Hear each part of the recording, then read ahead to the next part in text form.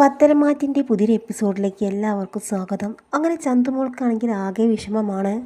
നവ്യയും ജലജിയും അഭിയും എല്ലാം ചന്തുമോളോട് പറഞ്ഞത്, എനിക്ക് വേറൊരു കുഞ്ഞുണ്ടായാൽ നിന്നെ ഒരിക്കലും അവൾ സ്നേഹിക്കില്ലെന്നും പിന്നെ ഒരിക്കലും ഞാൻ എന്നെ ചന്തുമോളെ അമ്മയായി കാണില്ല എന്ന് അറിഞ്ഞപ്പോൾ ചന്തുമോൾ വല്ലാതെ വിഷമിക്കുന്നുണ്ട്. അങ്ങനെ ചന്തുമോൾ വിഷമത്തോടു കൂടി നിൽക്കുകയാണ്. ആ സമയത്താണ് ആദർശ് അങ്ങോട്ട് വരുന്നത്. ആദർശിനിത് ചോദിച്ചറിയുമ്പോൾ വല്ലാത്തൊരു വിഷമം തോന്നുകയാണ്. അങ്ങനെ ആദർശ് പറയുന്നുണ്ട്, എന്തൊക്കെ സംഭവിച്ചാലും ഞങ്ങളുടെ മൂത്ത മോൾ ചന്തുമോൾ തന്നെയായിരിക്കും.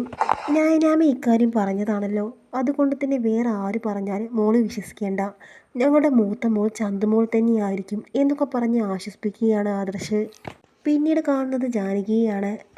ജാനകി റോഡിലൂടെ പോകുന്ന സമയത്ത് അനാമികയും വേണുവും കാറിൽ പോകുന്നുണ്ട്. അങ്ങനെ അവർ ജാനിയെ കാണുകയാണ്. വേണു നയനയോട് പറയുന്നുണ്ട്, നിന്റെ പ്രിയപ്പെട്ട അമ്മായിമ്മയായിരുന്നല്ലോ, നിന്നോട് അവർക്ക് നല്ല കാര്യമായിരുന്നു, നീ എന്തായാലും ഒന്ന് പോയി അവരോട് സംസാരിക്കുക. അങ്ങനെ അനാമിക സ്നേഹത്തോടു കൂടി അമ്മയെന്ന് ജാനകിയെ വിളിക്കുകയാണ്. അന്നേരം ജാനകി തിരിഞ്ഞുകൊണ്ട് പറയുന്നുണ്ട്, ആഹാ നീയാണോ, നിന്നെ ഒന്ന് കാണണമെന്ന് കരുതി നിൽക്കുകയായിരുന്നു. ആ സമയം അനാമിക സ്നേഹത്തോടു കൂടി പറയുന്നുണ്ട്, എന്താണ് അമ്മ കാര്യം, എന്തിനാണ് എന്നെ കാണണമെന്ന് പറഞ്ഞത്? അങ്ങനെ ജാനകി അനാമികയുടെ കാരണം നോക്കി ഒന്ന് കൊടുക്കുന്നുണ്ട്. അതെ, ഇതിനു വേണ്ടിയാണ് നിന്നെ കാണണമെന്ന് പറഞ്ഞത്. നിന്റെ കളത്തരങ്ങളെല്ലാം അറിഞ്ഞ ആ നിമിഷം തന്നെ നിന്റെ കാരണം നോക്കി ഒന്ന് തരണമെന്ന് ഞാൻ ആഗ്രഹിച്ചതാണ്. ഇപ്പോഴാണ് എനിക്ക് അതിനുള്ള അവസരം ലഭിച്ചത്. നിന്നെ ഞാൻ എത്രമാത്രം സ്നേഹിച്ചതാണെന്ന് നിനക്കറിയാമല്ലോ. നീ എന്നോട് എന്താണ് ചെയ്തത്? എൻ്റെ മകനെ ജയിലിൽ കയറ്റി. നീ അനന്തപുരിയിലുള്ളവരോട് എന്തെല്ലാം ചതികളാണ് ചെയ്തത്? കോടതിയിൽ നീ എന്തെല്ലാം വിളിച്ചു പറഞ്ഞു? നിന്റെ കാരണം കൊണ്ട് അച്ഛനും അമ്മയും അനന്തപുരിയിലുള്ളവരെല്ലാവരും കോടതി കയറി ഇറങ്ങേണ്ടി വന്നു. അത് ഞാൻ പൊറുക്കുമെന്നാണോ കരുതിയത്? ആ സമയത്താണ് വേണു അങ്ങോട്ട് വന്നത്. നിങ്ങൾ കൂടെ ഉണ്ടായിരുന്നോ? അന്നേരം വേണു പറയുന്നുണ്ട്, നിങ്ങൾ കൂറും മാറിയോ എന്ന്. എൻ്റെ സ്വഭാവത്തിന് ഒരു മാറ്റവും ഉണ്ടായിരുന്നില്ല. ഞാൻ ഇവളെ സ്നേഹിച്ചതായിരുന്നു. എന്നാൽ ഇവളുടെ സ്വഭാവം അറിഞ്ഞതിന് ശേഷമാണ് ഞാൻ മൊത്തത്തിൽ മാറിയത് എന്ന് പറയുകയാണ് ജാനകി. എന്നെ തള്ളിക്കളഞ്ഞു. ഇനി നന്ദുവിനെ അനന്തപുരിയിലേക്ക് മരുമകളായി കൊണ്ടുവരാനാണ് നിങ്ങളുടെ ഉദ്ദേശം? അന്നേരം ജാനകി പറയുന്നുണ്ട്, ഇപ്പോൾ എനിക്ക് അങ്ങനെ ഒരു ഉദ്ദേശമില്ല. എന്നാൽ വീട്ടിൽ കയറ്റാൻ കൊള്ളാത്ത ഒരുത്തി അനന്തപുരിയിലേക്ക് ഇനി കയറ്റില്ല. അന്നേരം വേണു പറയുന്നുണ്ട്, ഞങ്ങളെല്ലാവരും പുറത്തുണ്ട് എന്ന കാര്യം നിങ്ങൾ ഒരിക്കലും മറക്കേണ്ട. അത് കേട്ട് ജാനകി പറയുന്നുണ്ട്, നിങ്ങൾക്ക് ആർക്കും അറിയാത്ത വേറൊരാൾ അനന്തപുരിയിലുണ്ട്. അത് മുത്തശ്ശൻ. മുത്തശ്ശൻ്റെ വേറൊരു മുഖം നിങ്ങൾ കണ്ടിട്ടില്ലല്ലോ, അത് കാണാനിരിക്കുന്നേ ഉള്ളൂ. അതുകൊണ്ട് മര്യാദയ്ക്ക് ജീവിക്കുകയാണെങ്കിൽ നിങ്ങൾക്ക് ഈ നാട്ടിൽ ജീവിക്കാം, അല്ലെങ്കിൽ കിട്ടുന്നതെല്ലാം നിങ്ങൾ വാങ്ങിക്കേണ്ടി വരും. അതും പറഞ്ഞ് ജാനകി അങ്ങോട്ട് പോവുകയാണ്. ആ സമയത്ത് വേണുവിനാണെങ്കിൽ വല്ലാത്ത വിഷമം. വേണു പറയുന്നുണ്ട്, എന്താ മോളെ, എല്ലാവരും കൂറുമാറിയല്ലോ, ഇപ്പോൾ എവിടെ പോയാലും നമുക്ക് തല്ലാണല്ലോ കിട്ടുന്നത്. അത് കേൾക്കുമ്പോൾ അനാമിക പറയുന്നുണ്ട്, അത് പ്രത്യേകിച്ച് പറഞ്ഞിട്ടൊന്നും കാര്യമില്ല. അച്ഛന്മാർ നല്ലതല്ലെങ്കിൽ മക്കൾക്ക് തല്ല് കിട്ടും. അതുകൊണ്ട് ഇങ്ങോട്ട് വാ എന്ന് പറഞ്ഞുകൊണ്ട് ദേഷ്യപ്പെട്ട് അനാമിക അവിടെ നിന്ന് പോകുന്നുണ്ട്. പിന്നീട് കാണിക്കുന്നത് നന്ദുവിനെയാണ്. നന്ദു വീട്ടിലിരിക്കുമ്പോഴാണ് ഫോണിലേക്ക് ഒരു മെസ്സേജ് വരുന്നത്. അതൊരു വീഡിയോയാണ്. ആ വീഡിയോയിൽ അനി സംസാരിക്കുന്ന ഒരു വീഡിയോയാണ്. അങ്ങനെ അനി പറയുന്നുണ്ട്, ഓണം കഴിഞ്ഞു, ഇപ്പോൾ കിട്ടുന്ന റിസൾട്ട് എനിക്ക് വീണ്ടും ലഭിക്കണം. മൂർത്തി സ്റ്റൈലർ എപ്പോഴും ഉയർന്നു തന്നെ നിൽക്കണം. ഇനി താഴോട്ട് പോകുന്നത് എനിക്ക് ഓർക്കാൻ പോലും കഴിയില്ല. അങ്ങനെയാണെങ്കിൽ നിങ്ങൾക്കെന്നും ഈ കമ്പനിയിൽ തന്നെ മുന്നോട്ട് പോകാം എന്ന് പറയുന്ന അനിയുടെ വീഡിയോ കാണുമ്പോൾ നന്ദുവിന് വലിയ സന്തോഷമാവുകയാണ്. അങ്ങനെ അനി നന്ദുവിൻ്റെ ഫോണിലേക്ക് ആ വീഡിയോ അയച്ചിരിക്കുകയാണ്. എന്നിട്ട് അനി വിളിക്കുകയാണ് നന്ദുവിനെ. ആ സമയം നന്ദു പറയുന്നുണ്ട്, എടാ നീ തകർക്കുകയാണല്ലോ, പിന്നെ എന്താ, ഒന്നാം സ്ഥാനത്ത് കയറിയാൽ അങ്ങനെ ടെൻഷനുണ്ട്, പിന്നെ താഴോട്ട് പോകുന്നത് ഓർക്കാൻ പോലും പറ്റില്ല. അങ്ങനെ അനി പറയുന്നുണ്ട്, നീ നിൻ്റെ ജോലിയെല്ലാം ഒഴിവാക്കി ഈ ഓഫീസിലോട്ട് വാ. ആ സമയം നന്ദു പറയുന്നുണ്ട്, എന്നെ ഇഷ്ടമില്ലാത്തവർ കുറേ അവിടെ ഉണ്ടല്ലോ. അത് കേൾക്കുമ്പോൾ അനി പറയുന്നുണ്ട്, നീ ഓഫീസിലേക്ക് വന്നിട്ടില്ലെങ്കിൽ കുഴപ്പമില്ല, എൻ്റെ ജീവിതത്തിലേക്ക് വരണം.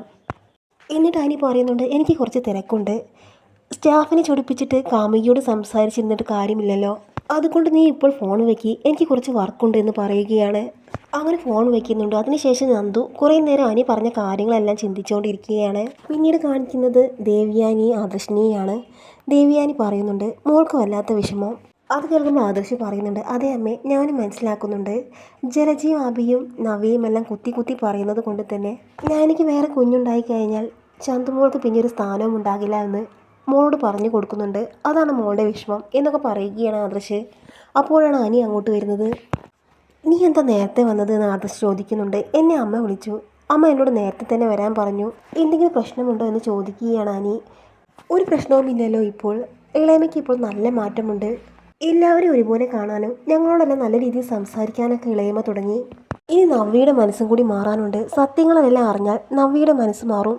പക്ഷേ സത്യങ്ങൾ അറിഞ്ഞാൽ നവ്യ എങ്ങനെയാണ് പ്രതികരിക്കുക എന്ന് പറയാൻ പറ്റില്ല. അന്നേരം അനി പറയുന്നുണ്ട്, അപ്പോൾ നവ്യേച്ചി ആത്മഹത്യ ചെയ്തു എന്ന് വരാം, ഇനി മൂടി വയ്ക്കുകയല്ലാതെ വേറെ നിവർത്തിയില്ലല്ലോ. അത് കഴിഞ്ഞ് അനി പറയുന്നുണ്ട്, എന്തായാലും അമ്മയെ കണ്ടിട്ട് വരാം, എന്തിനാ വിളിച്ചതെന്ന് അറിയില്ലല്ലോ എന്ന് പറഞ്ഞിട്ട് അനി പോകുന്നുണ്ട്. അന്നേരം ആദർശ് പറയുന്നുണ്ട്, ചിലപ്പോൾ നിൻ്റെയും നന്ദുവിൻ്റെയും വിവാഹം നടത്താനുള്ള കാര്യം പറയാനാണോ ഇളയമ്മ വിളിച്ചത്? അങ്ങനെയൊന്നും ആവില്ല ഏട്ടാ, അങ്ങനെ സംഭവിക്കാൻ യാതൊരു സാധ്യതയുമില്ല.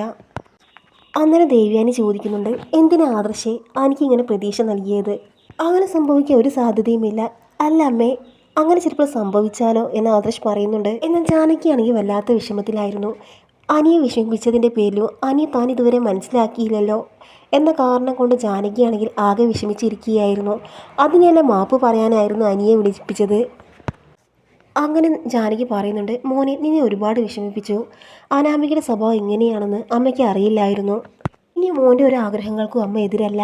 മോൻ്റെ ഇഷ്ടം പോലെ തന്നെ എല്ലാ ആഗ്രഹങ്ങളും നടക്കട്ടെ. ആ സമയത്ത് അനിക്ക് കുറച്ച് പ്രതീക്ഷയൊക്കെ വരികയാണ്. ആ സമയത്ത് ജാനകി പറയുന്നുണ്ട്, ഒരു കാര്യത്തിൽ മാത്രം ഈ അമ്മ സമ്മതിക്കില്ല, നന്ദുവിൻ്റെ കാര്യം തന്നെയാണ്. ഒരു വീട്ടിൽ നിന്ന് 3 പേർ ഇങ്ങോട്ട് വരണ്ട, ആ കാര്യത്തിൽ എനിക്ക് നല്ല. അന്നേരം അനി പറയുന്നുണ്ട്, ഒരു വീട്ടിൽ നിന്ന് 3 പേർ ഇങ്ങോട്ട് വന്നാൽ അമ്മ എന്താണ് കുഴപ്പം? അന്നേരം ജാനകി പറയുന്നുണ്ട്, അത് കുഴപ്പം തന്നെയാണ്, ആ കാര്യത്തിൽ എനിക്ക് യാതൊരു വിട്ടുവീഴ്ചയുമില്ല, അതുകൊണ്ട് മോൻ നിർബന്ധം പിടിക്കരുത് എന്ന് പറയുകയാണ്. എന്നിട്ട് പറയുന്നുണ്ട്, ഞാൻ മാത്രമല്ല അതിനെ എതിർക്കുന്നത്, ഇപ്പോൾ നവ്യയ്ക്ക് അതിഷ്ടമില്ല, ഇനി തല്ലും വഴക്കും കൂടി മറ്റൊരു വിവാഹം എനിക്ക് ചിന്തിക്കാൻ പോലും പറ്റില്ല എന്ന് ജാനകി പറയുന്നു. അങ്ങനെ അനി കുറച്ചു നേരം വിഷമത്തോടു കൂടി ആലോചിച്ച് കഴിഞ്ഞിട്ട് പറയുകയാണ്, എന്തായാലും അമ്മയ്ക്ക് ചിലരോടൊക്കെ നല്ല രീതിയിൽ നിൽക്കാൻ പറ്റുന്നുണ്ടല്ലോ, എനിക്കിപ്പോൾ ഒന്നും പറയാനില്ല എന്ന് പറഞ്ഞുകൊണ്ട് സങ്കടത്തോടു കൂടി അനി പോവുകയാണ്.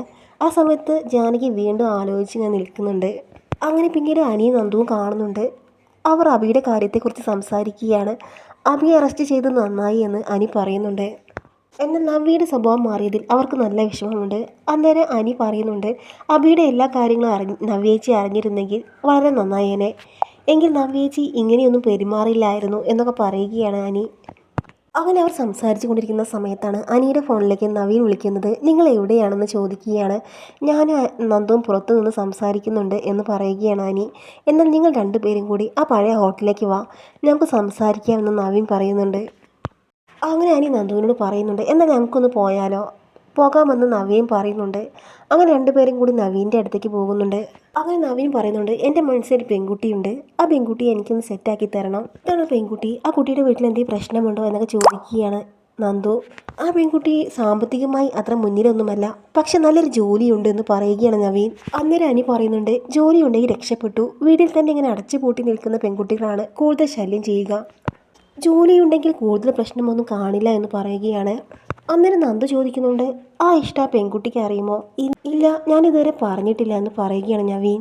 അന്നേരം അനി പറയുന്നുണ്ട്, ആ പെൺകുട്ടിയോട് ഇഷ്ടം പറയുമ്പോൾ അവൾ നോ പറഞ്ഞാലോ എന്ന്. അന്നേരം നവീൻ പറയുന്നുണ്ട്, അവൾ ഒരിക്കലും അങ്ങനെ പറയില്ല എന്നാണ് എൻ്റെ വിശ്വാസം എന്ന്. അന്നേരം നവീൻ നന്ദുവിനോട് ചോദിക്കുന്നുണ്ട്, ഇനി നിൻ്റെ പ്ലാൻ എന്താ? നിൻ്റെ വിവാഹം മുടങ്ങിയല്ലോ, ഇനി നിൻ്റെ അടുത്ത പ്ലാൻ എന്താ എന്ന് ചോദിക്കുകയാണ്. ഇപ്പോൾ സച്ചിദാനന്ദനുമായുള്ള വിവാഹം മുടങ്ങിയ കാര്യം അറിഞ്ഞല്ലോ, ആ സമാധാനത്തിലാണ് ഞാൻ നിൽക്കുന്നത്, അതുകൊണ്ട് തന്നെ ഉടനെ ഒന്നും ഒരു വിവാഹം ഇനി ഉണ്ടാകില്ല എന്ന് പറയുകയാണ് നന്ദു. അന്നേരം നന്ദു നവീനോട് പറയുന്നുണ്ട്, എന്തെങ്കിലും മനസ്സിലുണ്ടെങ്കിൽ അങ്ങ് അവളോട് തുറന്നു പറ, അല്ലെങ്കിൽ അനിയെപ്പോലെ ലാസ്റ്റ് വിഷമിക്കേണ്ടി വരും.